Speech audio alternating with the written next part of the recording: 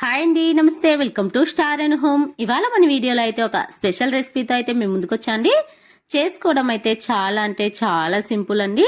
Just బియ్యం నానబెట్టి ఒక కప్పు రేషన్ బియ్యంతో అయితే ఇలా చాలా రుచికరమైనటువంటి ఎలాంటి టిఫిన్ పిండి లేకుండా ఈ విధంగా అయితే ప్రిపేర్ చేసుకోండి. 10 నిమిషాల్లో అయితే అయిపోతుందండి రెసిపీ వచ్చేసి. ఇక టేస్ట్ విషయానికి వస్తే చాలా అంటే చాలా బాగుంటుంది.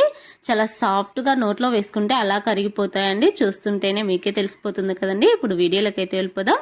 ముందుగా మన వీడియోకి అయితే ఒక లైక్ అయితే ఇవ్వండి ఫ్రెండ్స్.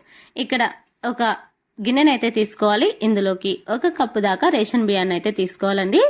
రేషన్ బియ్యం అనేదే కాదండి, మీరు మీకు ఏవి బియ్యం అవైలబుల్ గా ఉంటే ఆ బియ్యాన్ని అయితే తీసుకోండి. ఇక నేను రేషన్ బియ్యాన్ని అయితే తీసుకొని, రేషన్ బియ్యంలో దుమ్ము అనేది ఎక్కువగా ఉంటుంది కాబట్టి 2-3 సార్లు నీట్గా వాష్ చేసి ఒక 2-3 గంటల సేపు అయితే నానబెట్టుకోవాలి.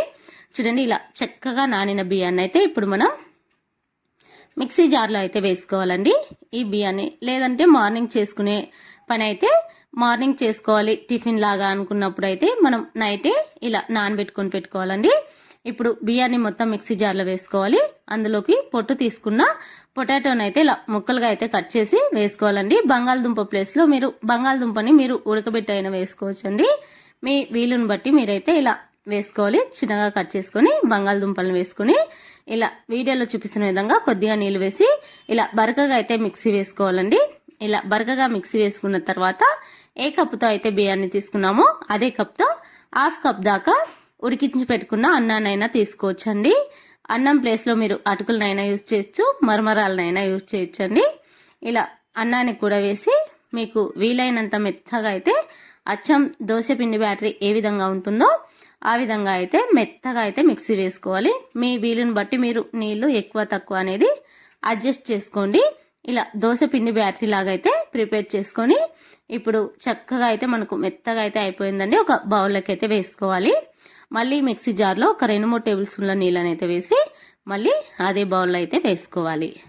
మనకిప్పుడు చక్కగా అయితే పిండి అయితే రెడీ అయిపోయిందండి. చూడండి, కన్సిస్టెన్సీ వచ్చేసి ఇలా థిక్గా అయితే ఉండాలి. మీకు ఒకవేళ ఇంకా కొద్దిగా ఒక 2 టేబుల్ స్పూన్ల నీళ్లు పడతాయి అనిపించినట్లయితే ఒక 2 టేబుల్ స్పూన్లు కలుపుకోండి. రుచికి సరిపడా ఉప్పు వేసుకోవాలి.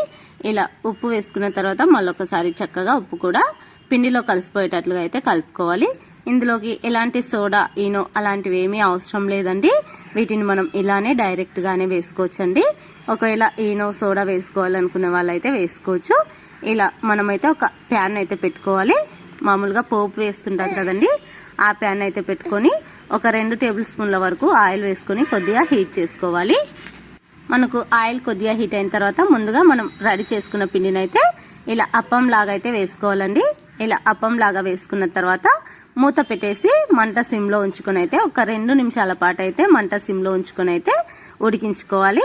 ఇలా ఉడికించుకోవడం వల్ల మనకు పైన క్రిస్పీగా లోపల సాఫ్ట్గా చాలా అంటే చాలా ఫ్లఫీగా అయితే వస్తుందండి. చాలా బాగుంటుందండి. ఈ వీడియో చూసి ఇంతవరకు ఇలాంటి రెసిపీస్ ట్రై చేయని వాళ్ళైతే కంపల్సరిగా ట్రై చేయండి. ఒకసారి జస్ట్ ఒక కప్పు మాత్రమే ట్రై చేయండి. మీకు నచ్చినట్లయితే మళ్ళీ మళ్ళీ ట్రై చేస్తారండి. అంత రుచిగా ఉంటాయి. చాలా అంటే చాలా రుచిగా సాఫ్ట్గా అయితే ఉంటాయండి. నార్మల్గా దోశలు కూడా పనికి రావండి వీటి ముందు, అంత బాగుంటాయండి. చక్కగా 2 వైపులా మంచిగా కాల్చుకున్న తర్వాత మనం దీన్ని ఇప్పుడు సర్వింగ్ ప్లేట్లకి అయితే తీసుకోవాలి. ఇందులోకి ఆనియన్స్, క్యారెట్ ముక్కలు అన్నీ కూడా వేసుకోవచ్చండి. అప్పం లాగా కూడా ఇలా నేనైతే ఈసారి ఇలా ప్లెయిన్ గా అయితే చేశానండి. సేమ్ అదే విధంగా మళ్ళీ అప్పానికి కూడా కొద్ది ఆయిల్ అయితే అదే ఉంటుందండి. మనకు ఆయిల్ మొత్తం అంతా ఏమీ పీల్చదండి. అసలు ఎక్కువ ఆయిల్ కూడా పీల్చవండి ఇవి. చూడండి, మళ్ళీ నెక్స్ట్ అప్పాన్ని కూడా వేసుకొని మూత పెట్టేసి మళ్ళీ ఒక 2 నిమిషాలు అయితే కుక్ చేసుకోవాలి. మళ్ళీ ఇలా రెడీ చేసుకోవాలండి. 1 by 1 అన్ని కూడా ఇదే విధంగా అయితే రెడీ చేసుకొని ఇంకా మనకు పిల్లలు ఈవినింగ్ స్నాక్ ఏదైనా తినాలి అన్నప్పుడు కూడా ఇలా చేసి పెట్టండి. చాలా అంటే చాలా ఇష్టంగా తింటారండి.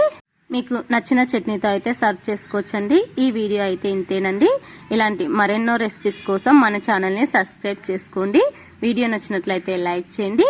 Thanks for watching.